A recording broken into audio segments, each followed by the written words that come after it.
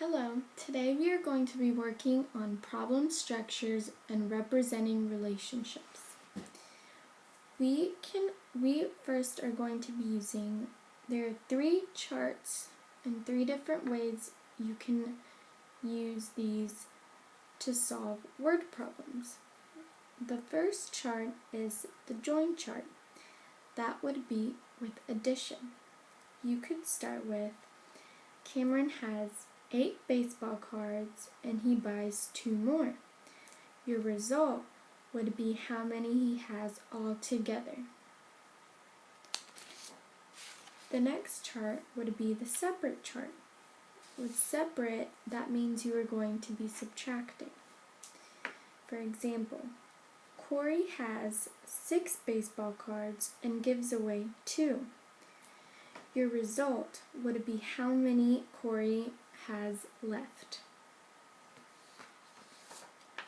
And last, we have the part-whole chart. For this one, you could use Alexa has 5 purses. That would be your whole, because that's the total that you have. She has 2 brown purses. That would be one of the parts because that's part of the problem. How many black purses does Alexa have? That would be the other part. You would use your part and your whole, or even in this occasion, your part and your whole to find out the other part of how many black purses Alexa has. We are going to be doing 2 word problems. In the first one, we are going to start with the separate chart, which is subtraction. Here is our word problem. Matt has 76 gumballs. If he gives 33 to Jake, how many will Matt have left? Our keywords in this are 76, that's how many Matt has, and he gives away, that is the main part, because giving away means subtraction. You are going to be subtracting. He gives away 33 gumballs. How many will Matt have left? So when we see have left, we know that we are going to be subtracting. We can use the numbers to write it. We can use the charts to write the numbers. Starters, Matt has 76 gumballs. So where we start, we would write 76.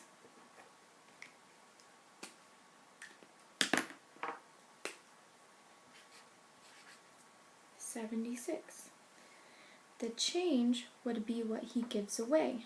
That would be the number 33. Okay, and our result, in this case, we are going to be subtracting. So we have 76 minus 33.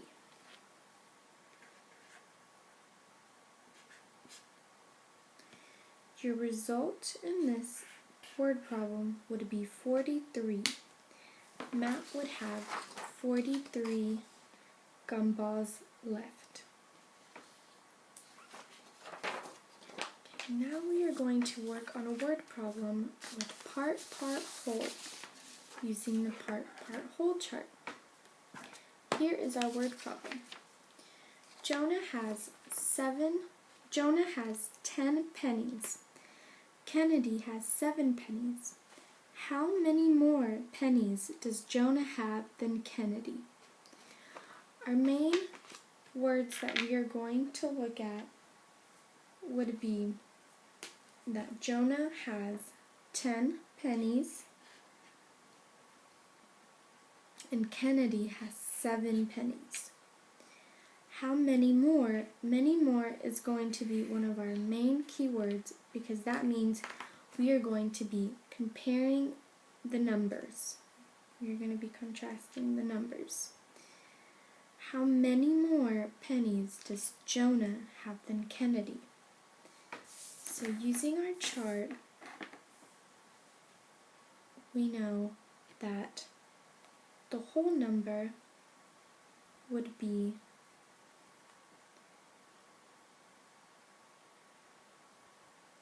10, because that is the most pennies.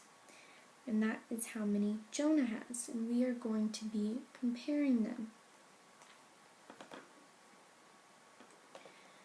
In the other part, we know that Kennedy has 7 pennies, so we would write the 7 pennies right there. In the result, we know that we are going to have to subtract, because we are comparing. We are going to have to subtract how many Kennedy has from Jonah. We cannot subtract Jonah from Kennedy because Kennedy doesn't have enough for us to subtract and find out how many more. We are looking for how many more Jonah has, not Kennedy. So in this case, we would do 10 minus 7, because we are comparing the numbers, and that would give us 3. So our second part would be 3.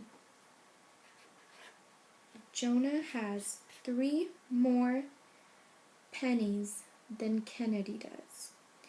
Another way you can check it to make sure that it is 3 is you can use addition. You can have 3 plus 7 pennies, the 3 more that Jonah should have, and that will give you 10 to make sure. So in the end, Jonah has 3 more pennies than Kennedy does.